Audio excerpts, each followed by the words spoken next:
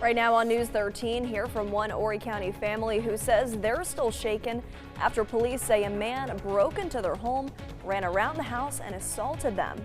Plus, the new Timmonsville police chief sat down with News 13 to talk about his plans to expand and improve the department.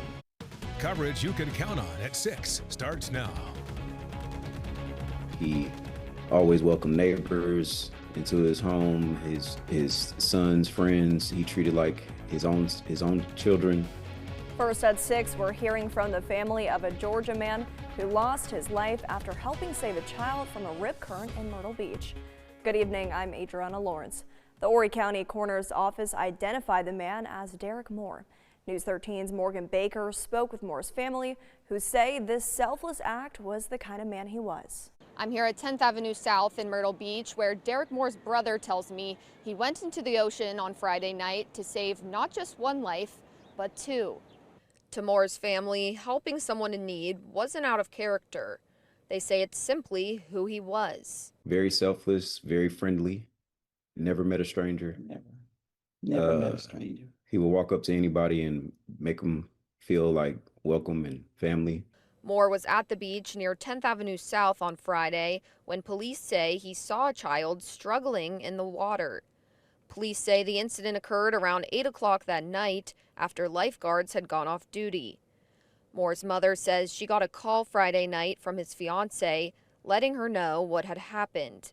I immediately began to pray, and I knew that God was going to be in control either way. Moore's body was recovered the following day near 11th Avenue South. What am I going to tell my grandchildren? That's what went through my mind, because I live right across the street from my grandchildren, and I needed to get there, to be there, to actually break the news to them. Moore's family says they've since learned he first rescued the little girl's uncle before going back in to rescue the young girl. He would do it again. Absolutely. He was so selfless. I think if anybody watching this can take anything from my brother, it's be a little bit more selfless. Yes, and love everybody. Moore's family says they hope his final act of selflessness inspires others to be the same way, courageously kind and always willing to help others. Reporting in Myrtle Beach, Morgan Baker, News 13. Morgan, thank you. Horry County police found a man wanted for questioning in connection with a deadly shooting. Officers picked up Jamarius Brown today after the Horry County Coroner's Office says Ellis Brown was found dead in his home on Eno Drive west of Loris early yesterday morning. Police say the 67-year-old was found on the floor with one spent and one live bullet near the body. Count on News 13 for updates. One Galvin's Ferry family says a man they don't know broke into their home Thursday night. News 13's Livy Payne spoke with family members today who say they're still shaken. What started with what one family member thought was the sound of thunder turned out to be something much more terrifying. Horry County police say officers were called to the Gunter Island Road area Thursday night about a man inside a home. A family member told police the man walked through a baby's playroom, busting through everything and ripping off the refrigerator door.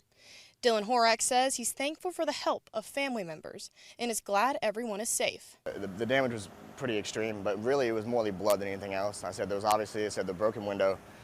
There's some irreplaceable things, like I said, in our child's room that have to be replaced because, again, blood like that, you never know what's in it, and it's just a matter of, damage. It's not worth trying to fix. Horak says after jumping through the window and jumping over a barbed wire fence, the man was covered in blood.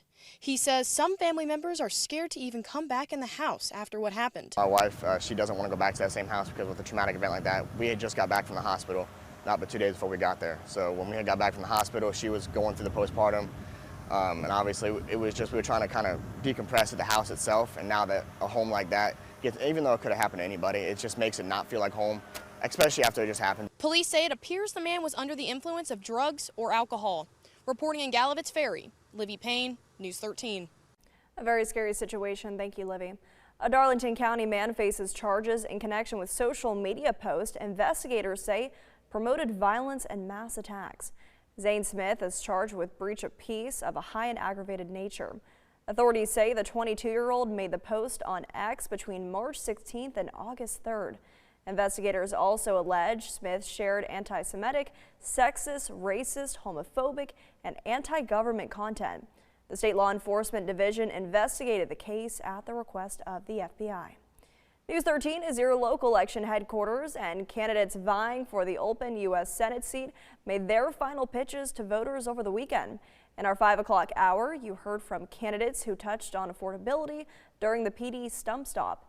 Now News 13's Maddie Cottespati has more from the other candidates. Republican Senate candidate Mark Lynch presented his campaign with a focus of putting faith first, while Ralph Norman based his campaign on getting votes through the Senate.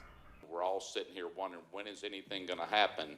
We've got to bring God back first again. That's what our foundations were built on in this country. We wear a cross that has the flag on it because the answer is bringing back God first. That's the only way we make America great again. I will use my whatever expertise I have to go to the Senate and force the vote, whether it's blowing up the filibuster or having a walking filibuster or getting with the parliamentarian and change some of these stupid arcane rules that the Senate has. Forget getting 60 votes in the Senate. Other candidates participating in the debate were Mark McBride, Gail Parker, Samuel Shepard, and Danny Ford II. The primary election starts tomorrow with polls open from 7 to 7. In the newsroom, Maddie Cottespati, News 13. And you can count on News 13 for live team coverage of tomorrow's special Senate primary on air and online at WBTW.com. An American Airlines flight returned to Myrtle Beach International Airport this morning after a reported bird strike.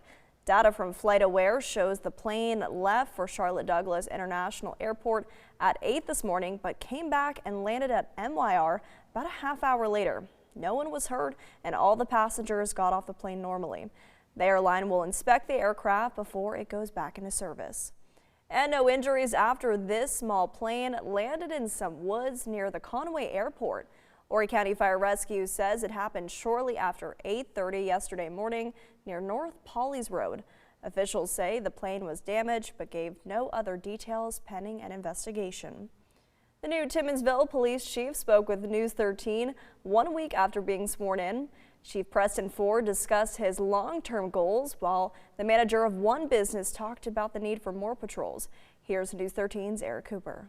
Coming from working in a previously small town as chief deputy, recently sworn in Timmonsville Police Chief Preston Ford III says he's already been looking at ways to expand the department by this time next year. Ford became chief after James Allen resigned in June, stating personal reasons. Under Allen, the department was awarded by the South Carolina Department of Public Safety Small Police Agency of the Year this year. That marked a big turnaround after the department was disbanded in 2012 and reformed 2 years later. Ford says he looks to build upon the current momentum and get the help needed to expand the department. I hope so, like I said, to just, to get those grants, that funding, to build the department up. At one point, Timmonsville, from the research I've done, Timmonsville had 15 plus officers here. And then this could have been years and years ago, but there's no reason why we can't get back to that. As long as the funding's there, whether that be from federal funding, state funding, money in the budget, as long as it's there and we can do that, that's really the goal. Amy Clark says earlier this year their pharmacy was robbed and any extra officers and patrols will be welcomed. So that's what I'm hopeful for, is there will be a greater police presence. We would like to see, hopefully, some police that will be patrolling more around the pharmacy. Chief Ford says he has an open door policy for anyone that has concerns because his goal is to make everyone in Timmonsville feel safe. Reporting in Timmonsville, Eric Cooper, News 13. Eric, thank you.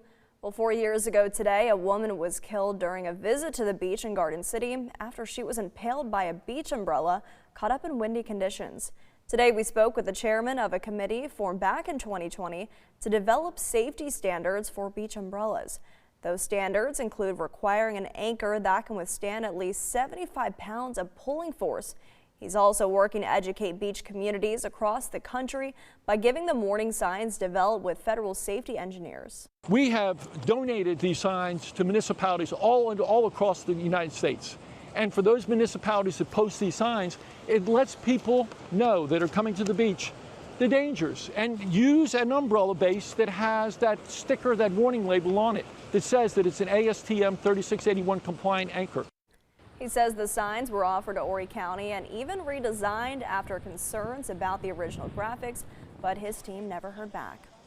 A note to drivers in Horry County. The South Carolina Department of Transportation says an overnight lane closure will happen on the 17 bypass from Harrelson Boulevard to Faro Parkway. The closure along the inside southbound lane will start at midnight and end at 5 tomorrow morning. SCDOT did not give a reason for the closure. Next on News 13, how the South Carolina Department of Employment and Workforce is working to help those who've served our country find a job in the civilian sector. And Frank has your most accurate forecast when News 13's local coverage you can count on continues.